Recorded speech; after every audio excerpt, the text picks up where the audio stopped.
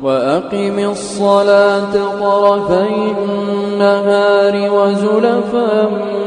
من الليل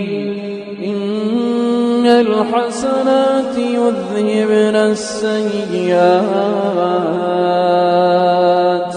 ذلك ذكرى للذاكرين واصبر فإن الله لا يضيع أجر المحسنين